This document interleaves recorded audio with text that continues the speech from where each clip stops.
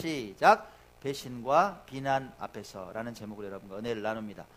마가복음 14장 43절에서 46절 한 곳 더 봅니다. 15장 1절에서 5절까지 말씀 두 곳을 보도록 하겠습니다. 장면을 잘 생각하시면서 여러분 읽으시기 바랍니다.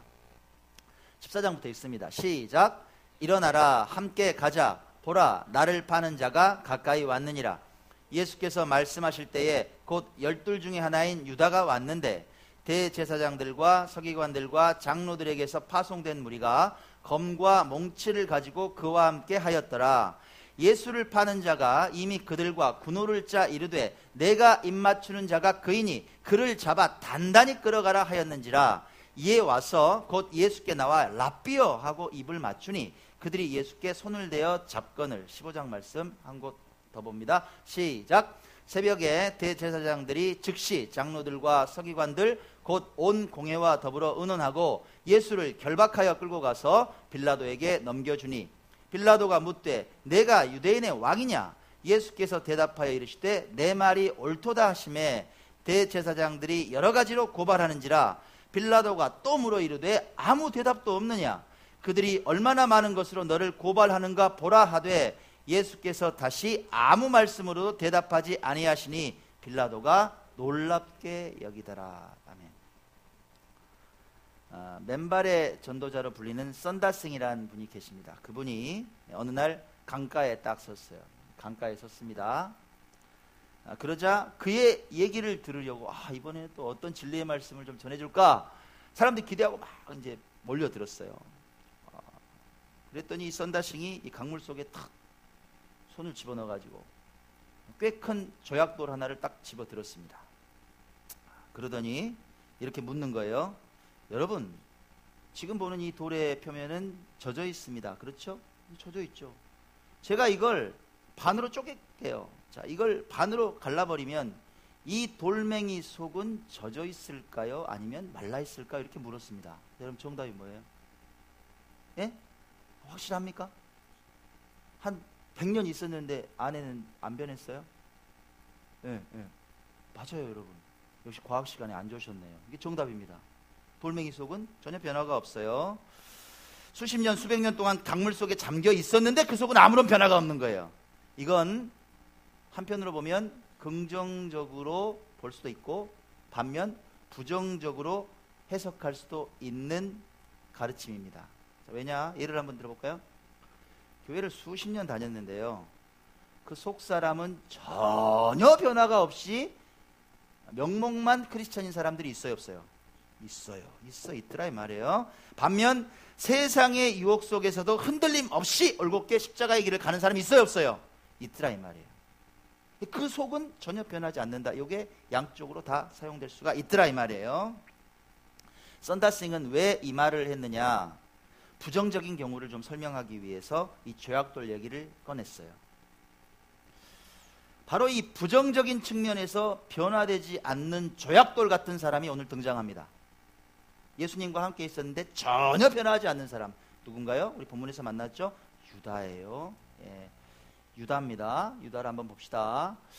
마가복음 14장 23절에서 이렇게 기록합니다. 예수께서 말씀하실 때에 곧 12 중에 하나인 유다가 왔는데 대제사장들과 서기관들과 장로들에게서 파송된 무리가 검과 몽치를 가지고 그와 함께 하였더라. 유다가 딱 나타났어요. 유다는 3년 동안이나, 아니 3년이 훨씬 넘는 3년 반 동안 예수님을 열심히 따라다녔어요. 핵심 제자였어요.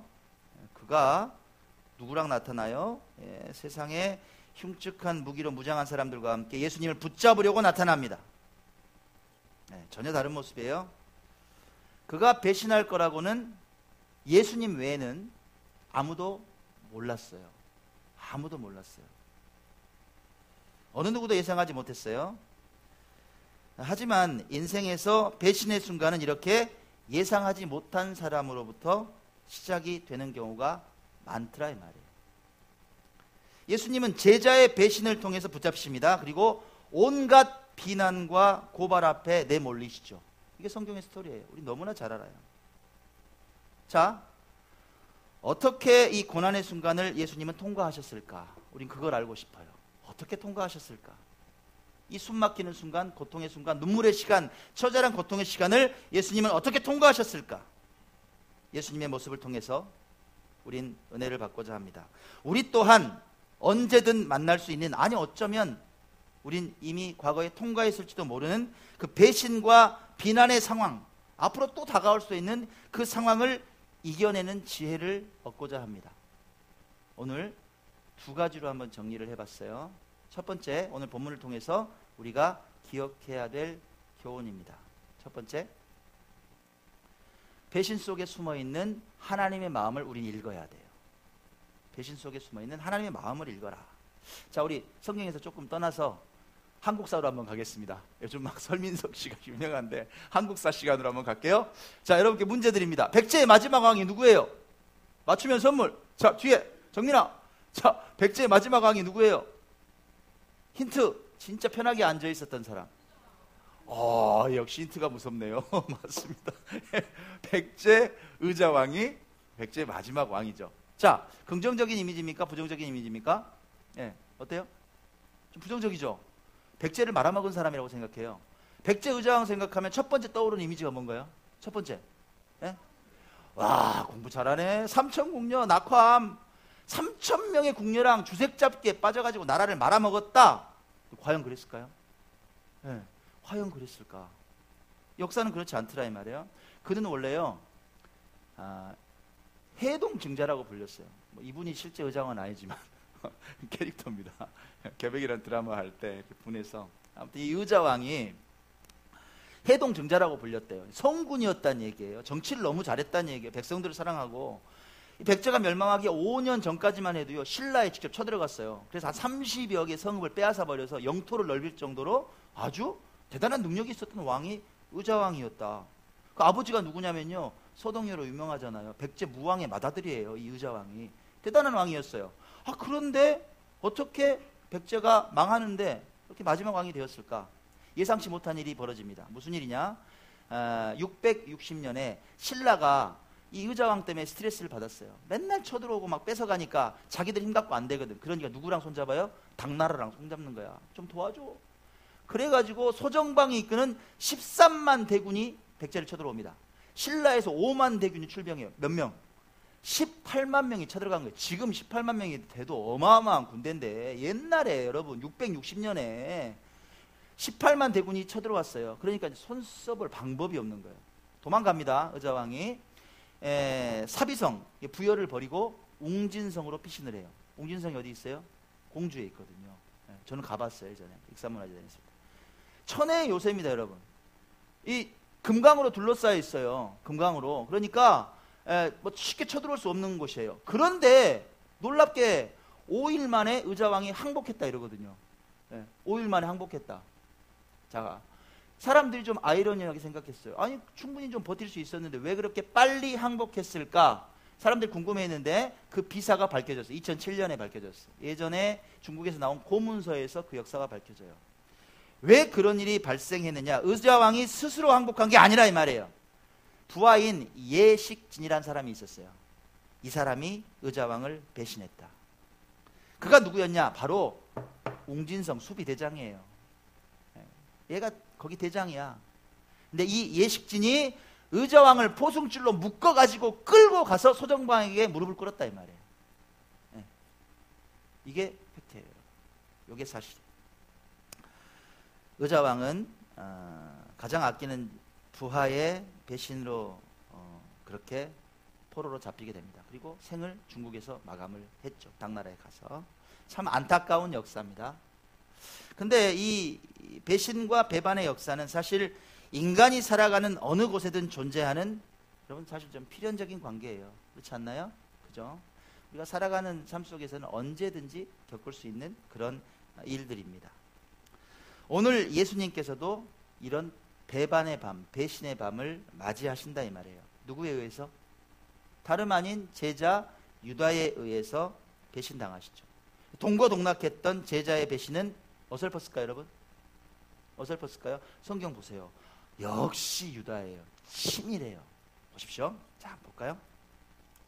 자, 보세요.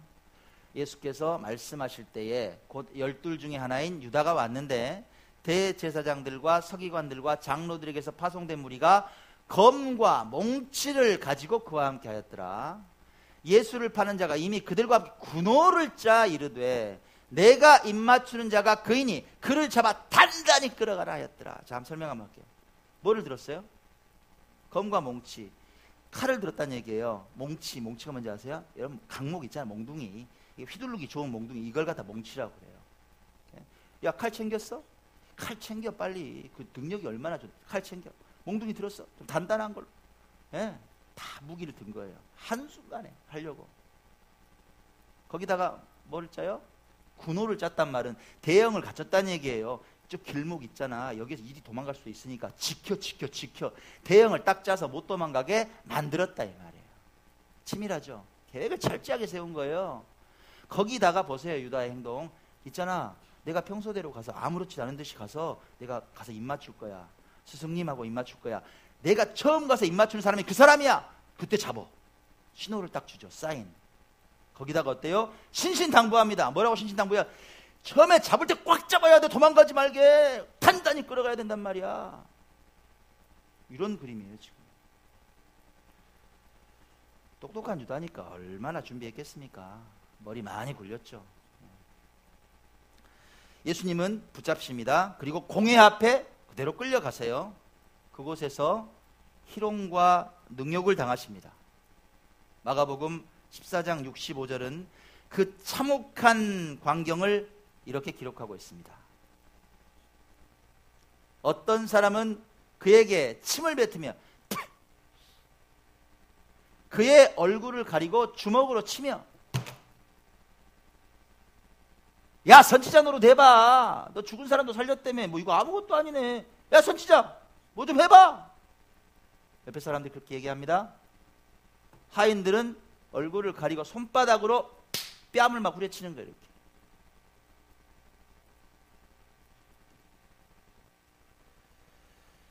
여러분 상상이 되십니까? 느낌이 오세요? 경멸하고 가지고 노는 거예요. 마치 장난감처럼. 장난감이죠, 장난감. 침 뱉고 얼굴에 막 뭐 안대를 했는지 두건을 씌웠는지 모르지만 주먹으로 치고 온갖 희롱을 다합니다. 비웃고 놀리고 그런 거예요. 그 배반의 밤 한가운데 예수님은 혼자 계셨어요. 혼자 계셨어요. 여러분 혹시 살아가다가 배신 당해 보셨어요? 괜히 묻죠. 한두 번쯤은 다 쓰라린 경험들이 있으실 거예요. 자, 그럼 묻습니다. 내 삶에 다가온 좀 충격적인 배신의 순간은 어떤 사이에서 많이 발생하던가요, 여러분? 우리 신집사님도 그런 경험 혹시 있으세요? 있으실 것 같아요. 그죠? 어떤 사이에서 많이 발생해요? 전혀 상관없는 사이? 먼 사이? 가장 가까운 사이. 그게 정답이에요. 절친한 사이예요. 가족, 친구, 또는 사회적으로 친분관계가 아주 두터운 사이, 믿을 만한 사이라고 굳게 믿고 있는데 그게 깨져버린 거예요. 그게 배신이에요. 등 돌렸다 이 말이에요. 믿음을 등 돌렸다고. 그게 배신이에요, 여러분. 어떻게 나한테 이래? 이런 말이 절로 튀어나오죠. 사람들은 분노합니다. 그럼 여러분은 이런 상황 가운데 어떻게 반응하셨나요? 막 따지셨어요, 혹시? 야, 막 일을 툭툭 가셨어요? 나한테 그대로 나 되돌려줄 거야. 너 두고 봐. 막 복수하셨나요? 네.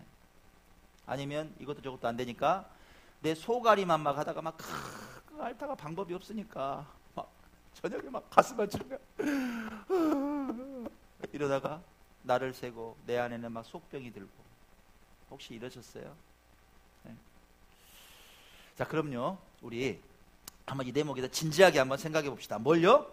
근원적인 질문을 한번 해보자 이 말이에요. 왜 우리에게 이런 쓰라린 배신의 아픔이 찾아올까? 여러분 그 생각해 보셨어요? 그냥 오니까 오는 거예요? 왜 이런 일들이 찾아올까? 여러분 혹시 고민해 보셨냐 이 말이에요. 저는 고민해 봤어요. 또 설교를 준비하면서 또 고민해 봤습니다. 왜 올까? 우린 크리스찬인데 왜 올까? 그 이유를 저는 요셉에게서 찾았어요. 자, 요셉은 배신 당했어요, 안 당했어요, 여러분? 생각해 보세요. 요셉은 배신 당했네. 누구에게? 형제들에게 당했어요. 자기 피부치들이 노예로 팔아버렸어요. 동생을 끌려가요. 형 살려줘. 왜 그래? 내가 잘못했어. 제발 나 좀 살려줘. 조용히 해 자식아. 팔아버렸단 말이에요. 얼마에? 은 20냥에 팔아버렸어. 은 20냥에. 여러분 예수님은 얼마에 팔렸어요? 은 30냥에 팔렸어요. 예. 요셉은 구약의 예수 그리스도의 모형이라 그래요. 우리가 요셉의 삶을 잘 보면 예수 그리스도의 삶이 보여요. 형제들에 의해서 팔려갔어요. 배신당했어요. 요셉은 그런 인물이었어요. 자, 이 요셉의 드라마 같은 얘기가 쫙 펼쳐가면서 창세기 마지막 장으로 갑니다. 창세기 50장에 가면 이런 일이 나와요. 이런 얘기가 나옵니다. 요셉의 형들이 있잖아요. 그때 이제 애굽에 갔잖아요. 야곱이 죽었네. 아버지 야곱이 죽었어요. 그러니까 누가 두려워해요? 형제들이 난리가 난 거야. 야, 아버지 죽었다. 아버지 계실 때는 요셉이 총리가 돼서 우리 봐줬잖아. 야, 근데 아닐 것 같아. 진짜 아닐 것 같아. 어쩌냐. 우리 죽이면 어쩌냐? 회의가 벌어진 거야. 그럴 수 있잖아요. 옛날에 팔아버렸는데, 애굽의 총리잖아요. 요셉이 말 한마디면 다 죽여버리는데 겁난 거야. 어떻게 할까? 야, 찾아가서 빌자. 빌어야지. 다 찾아간 거야, 요셉을. 가서 뭐라 그러냐? 있잖아요. 아버지가 살아있을 때 다 용서해 주라 그랬거든요. 제발 잊지 마시고 우리를 불쌍히 여겨주세요. 있잖아요. 우리 형제도 아니야. 종이에요. 종. 그렇게 빌어요. 살려달라고. 네. 지금 이런 그림이에요. 요셉이 서 있죠. 형제 막 비는 거야. 제발 살려달라고. 그러니까 이 형들의 말을 듣고 요셉 울어. 요셉도 울어요. 울면서 하는 말이 기록되어 있어요. 창세기 50장 19절에서 21절에 보면 요셉이 뭐라 그러냐? 그 불쌍하게 애걸복걸하고 살려달라고 애걸복걸하는 자기 형들에게 이렇게 말한다 이 말이에요. 두려워하지 마소서. 내가 하나님을 대신하리이까. 당신들은 나를 헤아려 하였으나 하나님은 그것을 선으로 바꾸사 오늘과 같이 많은 백성의 생명을 구원하게 하시려 하셨나니 당신들은 두려워하지 마소서. 아멘. 자, 무슨 얘기예요? 정리 한번 해볼게요. 형들이 나를 팔았어요. 나 그래서 노예가 됐어요. 애굽에 와서 노예로 살았어요. 그리고 세상에 보디발 장군의 아내도 나를 모함해 내가 감옥에 2년이나 갇혀 있었어요. 진짜 눈물 나는 일들이 많았는데 그걸 보니까 애굽의 총리를 만드시려고 하나님께서 그 모든 일들을 재료로 사용하셨다. 그래서 형들이 한 일이 잘못이 아니다. 나는 그렇게 해석한다 그 말이야. 이해 가세요 여러분? 그 배신이 있었기 때문에 내가 있다. 그렇게 고백하는 거예요. 요셉의 고백은 그게 필수 불가결한 요소였다. 형들의 잘못 아니다. 괜찮다. 여러분, 악재를 선으로 하나님께서는 바꾸세요. 그리고 수많은 사람의 생명을 구하는 인생이 되게 요셉을 만드셨어요. 우리 삶에도 그 공식은 동일하다는 거예요. 이게 중요해요. 요셉의 얘기는 나랑 다른 얘기가 아니다 이 말이야. 에? 우리 최 집사님 인생에도 동일하게 적용이 된다. 고세 집사님도 마찬가지, 양현 집사님도 마찬가지다. 다 마찬가지다. 여러분 물어볼게요. 여러분 뭐 참을 수 없는 배신 당하셨어요 혹시? 누가 예수님이 당하셨던 것처럼 여러분 희롱하고 놀려요? 막 비웃어요? 주먹으로 툭툭 치듯이 막 그렇게 괴롭혀요? 그 인간만 생각하면 치가 떨립니까? 여러분 그때 기억하시라 그 말이에요. 그 배신을 통해서 여러분 인생이 하나님 앞에 어떻게 된다? 성숙해져 간다. 할렐루야. 성숙해져 간다는 거예요. 그 배신을 통해서. 잊지 말아요.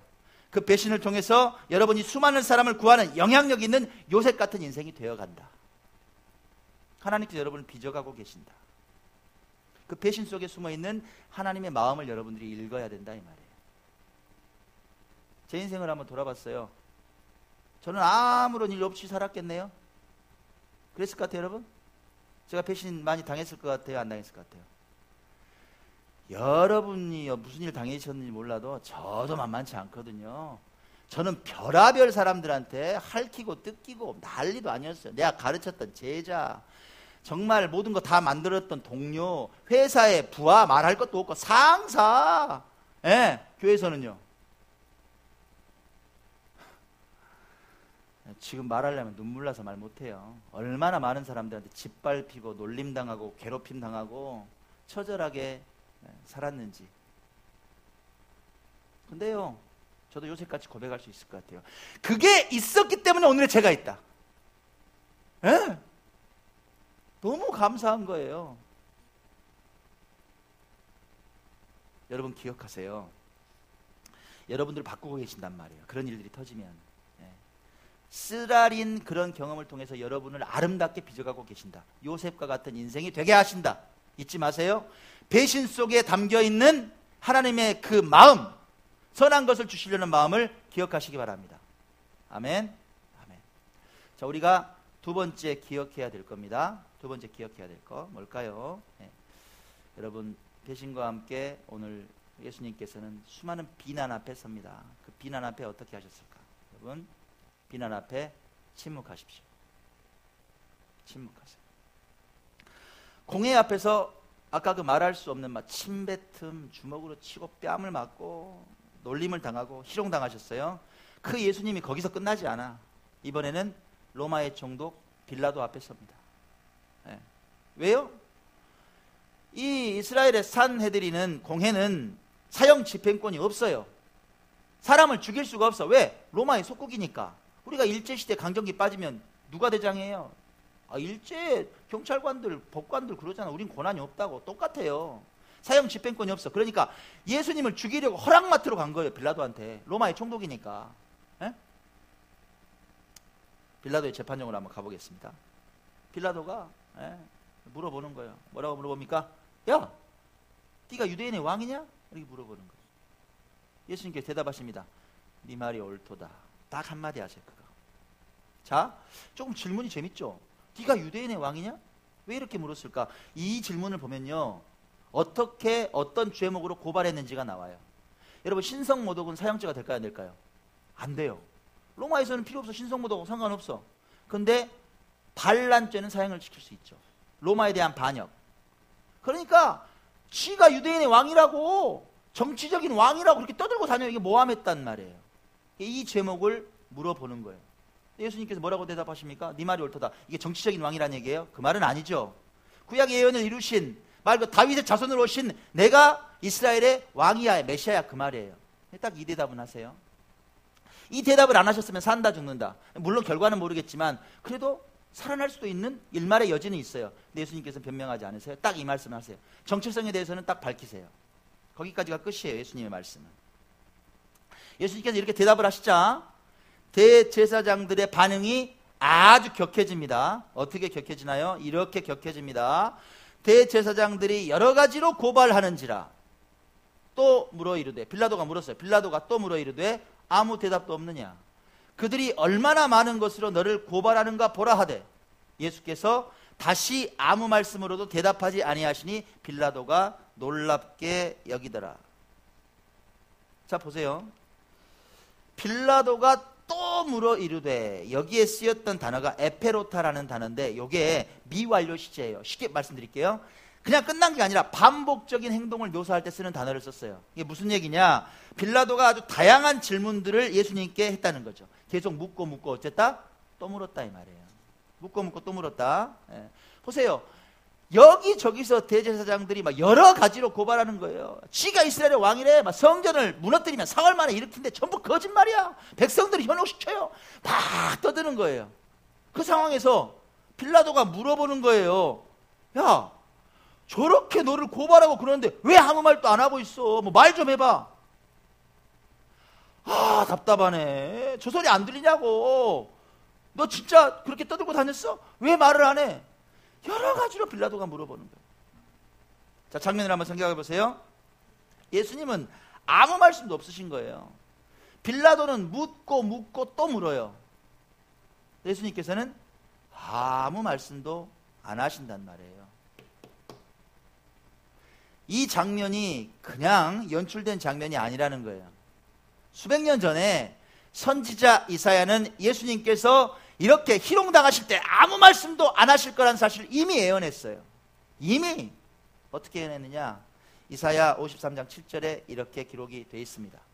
그가 곤욕을 당하여 괴로울 때에도 그의 입을 열지 아니하였으며 마치 도수장으로 끌려가는 어린 양과 털 깎는 자 앞에서 잠잠한 양같이 그의 입을 열지 아니하였도다. 입을 열지 않으셨다. 그 말씀이 그대로 이루어집니다. 아무 말씀도 안 하세요. 그럼 왜 그랬을까? 예수님 좀 변명이라도 하시지. 왜 침묵하셨을까? 신학자 클로에는 주석서를 보니까 이렇게 해석했네요. 저는 충분히 공감이 가더라고요. 이렇게 해석했어요. 보세요.